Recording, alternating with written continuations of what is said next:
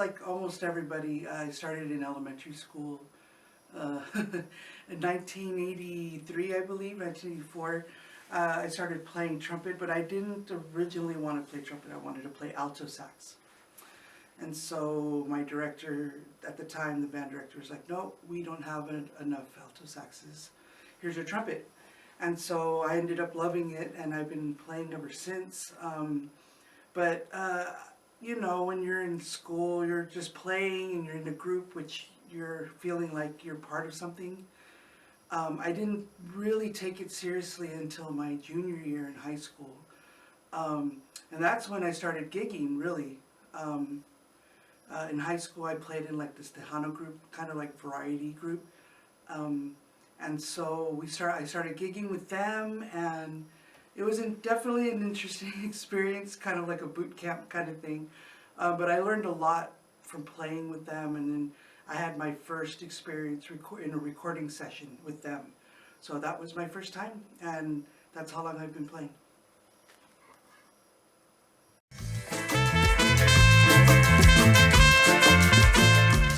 I have many influences, but if I'm specifically talking trumpet, I think like that's a long list too, but I'll break it down. So my first experience with listening to a great trumpet player is Chuck Mangione. You probably know him through, if you're old enough, it's back in the 70s, 80s, Feels So Good. If you heard it, you would recognize it right away.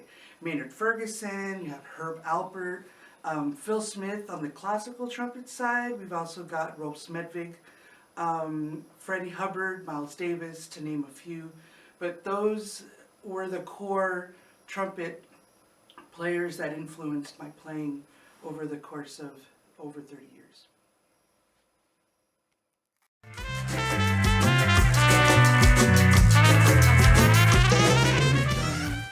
And I have many, but if I were to pinpoint to the one that really gets to my heart, is Cuban jazz, Afro-Cuban beats, mambo and son from Cuba.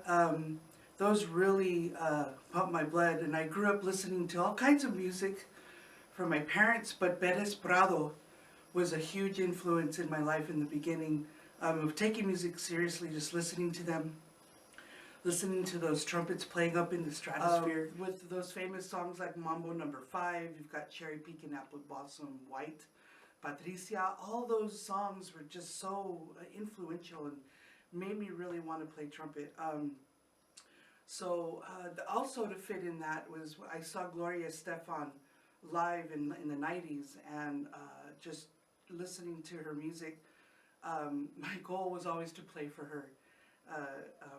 Maybe, I don't know, maybe someday, but her music, and then just Cuban music in general, just really gets me going. But that, I would say, is a huge, big genre that I'd love to play. I don't play enough of it.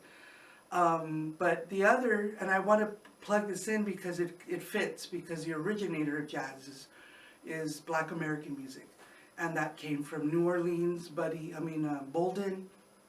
Bolden was the father and creator of jazz, and we don't really say jazz, just to make it clear that it's Black American music.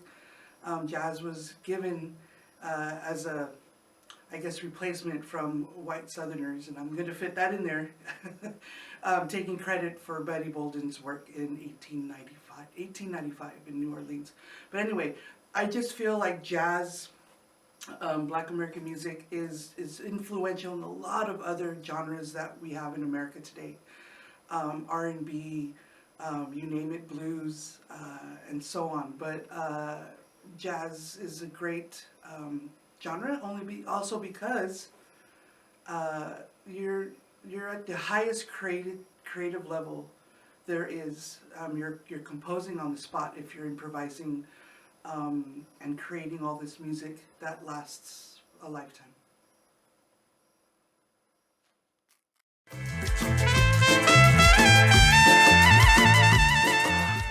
I love doing both. I don't have a preference. Playing live, though, it's an amazing experience. as a musician, you're vulnerable. You're being vulnerable by being on stage and performing and sharing your creation or someone's creation, uh, for what? For the enjoyment of that time that you're there. So I feel like musicians have a big responsibility in that respect, just to bring enjoyment to people in the audience. And then I would say secondly, I mean, I know you asked which is my favorite or which I prefer, but I love recording too because it's also another version of being vulnerable because you're putting yourself out there and creating, for this music to be heard and listened to for years, even after we've passed on. So it's like a gift to the world that you're presenting. So I just feel like both play an integral part, but to be more specific and preferable, I love playing and performing in front of others.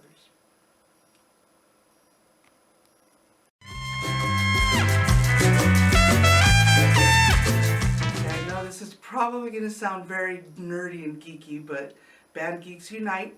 Uh, it would have to be my freshman year in high school. And that's over 30 years ago, and I still remember this feeling to this day. Just marching out onto the field and then hearing the announcer introduce your band and then hearing all the cheers from the crowd.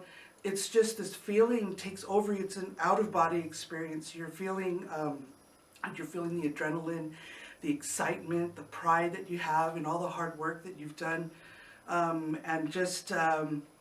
I've never experienced that feeling since then. It was a first and last, I believe. I wish I can go back in time and feel that again, but yeah, I don't know. If you haven't been in marching band specifically, or in a school setting, if you don't understand that, it's hard to explain. But it's just this whole feeling comes over. It's almost like a spiritual experience. But I do want to make a shout out to my band directors at that time. They were the first female duo to be band directors in Texas at the time. This was the 90s.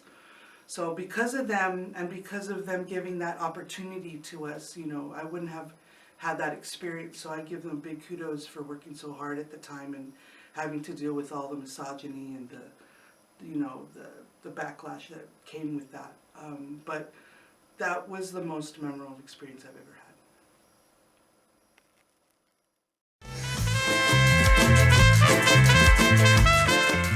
Well, I've already been starting my goals. They're already set in place and they're starting to journey, which I will share. In the fall of 2024, I plan on going back to school to get my master's degree in music education, that first and foremost. So that being said, my wife and I plan on moving to New York in 2027. Once I have that music degree, we plan on moving, and I plan on applying to a full-time teaching position. While I'm retiring from California as a teacher, I'll be looking for a full-time job there. But also, I've been working on my trombone playing, which I've always wanted to be a doubler. That's what that's called. I saw, like I mentioned earlier, I went to a Gloria Estefan concert, and I saw this trumpet player. His name is Teddy Mullet. He was playing some awesome solo on the trumpet, puts that down, picks up a trombone, and starts wailing on that. So I was like, I was mind blown. My jaw dropped to the ground, and I was like, I want to do that. And over the course of the 20 years afterward, 30 years, I just hadn't had time to do it, or make time rather. So I was like, you know what, life is short, I'm going to do what I want. So I have a trombone, I've been working on that. I'm playing with a jazz group with that trombone. So I'm getting better at it, but that's one of the other goals. And then also, I know, lots. I want to create my own album. I want to have a solo album. I want to write out the trumpet parts. I want to play the trumpet parts. I want to play the trombone. Maybe I can get some people on board to help me with the percussion parts or whatever. But that is my main goal, is before I go on this earth, is to create my own music.